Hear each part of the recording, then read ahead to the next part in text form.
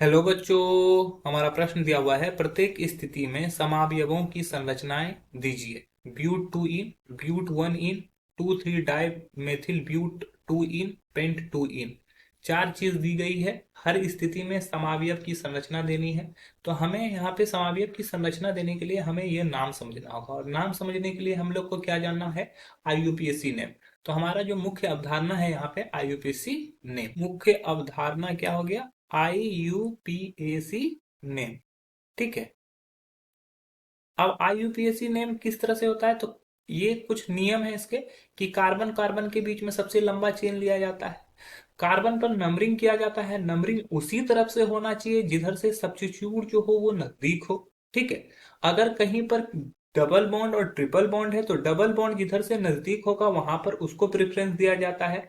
इसके अलावा हम लोग नंबर ऑफ कार्बन को समझना होगा। अगर एक कार्बन है तो उसके लिए हम लोग लिखते हैं मेथ। दो कार्बन के लिए हम लोग लिखते हैं ईथ। तीन कार्बन के लिए हम लोग लिखते हैं प्रॉप। चार कार्बन के लिए हम लोग लिखते हैं ब्यूट। पांच कार्बन के लिए हम लोग लिखते हैं पेंट। छह कार्बन के लिए हम लोग लिखते हैं हेक्स। सात कार्बन के लिए हम लोग लिखते हैं हेप्ट। आठ कार्बन के लिए हम लोग लिखते हैं ऑक्ट। नौ कार्बन के लिए हम लोग लिखते हैं नॉन। और 10 कार्बन के लिए हम लोग लिखते हैं डेक। ठीक है। तो यहां पर पहला दिया हुआ है ब्यूट टू इन। ठीक है। पहला दिया हुआ है ब्यूट टू इन। ब्यूट मतलब हो गया चार। चार कार्बन है यहाँ पे। एक, दो, तीन, चार। और टू इन। इन मतलब कि एल्कीन। मतलब कि तीन तरह के हाइड्रोकार्बन होते हैं, एल्केन, एल्कीन, एल्काइन। एल्केन जहां पर एन लगा होता है उसका मतलब हो गया कि ये CnH2n+2 के से लिया गया है, और यहां पर कार्बन और कार्बन के बीच में सिंगल बॉन्ड होगा। जब इन लिया जाता है तो इसका मॉलिक्यूलर फॉर्मूला होता है CnH2n, और यहां पर कार्बन और कार्बन के बीच में डबल बॉन्ड होता है। और आइन जब लिखा जाता है तो इसका मतलब हो गया कि ये CnH2n-2 से लिया गया है, और इसके बीच में कार्बन और कार्बन के बीच में त्रिकबंध रहेगा। तो यहाँ पर दूसरे पोजीशन पर डबल बॉन्ड है, तो दूसरे पोजीशन पर डबल बॉन्ड डाल दिया हम लोगों ने। अब यहाँ पर जितने हाइड्रोजन की कमी है वो हाइड्रोजन जोड़ देंगे। अगर इसकी समावयवता लिखनी है तो इसके तीन समावयव हो सकते हैं। ठीक है। इसको बोलते हैं ब्यूट वन इन। ठीक है। ब्यूट वन इन। इसके अलावा सिस और ट्रांसफॉर्म में ये प्रकाशिक समावयवता दिखाएगा, तो एक सिस और ट्रांसफॉर्म में ये दिखता है। ये हो गया सिस फॉर्म, और उसी के दूसरा तरफ होता है ये ट्रांसफॉर्म होता है, जहां पर एक दोनों एक दूसरे के अपोजिट में जुड़े होते हैं, समपक्ष और विपक्ष भी बोलते हैं।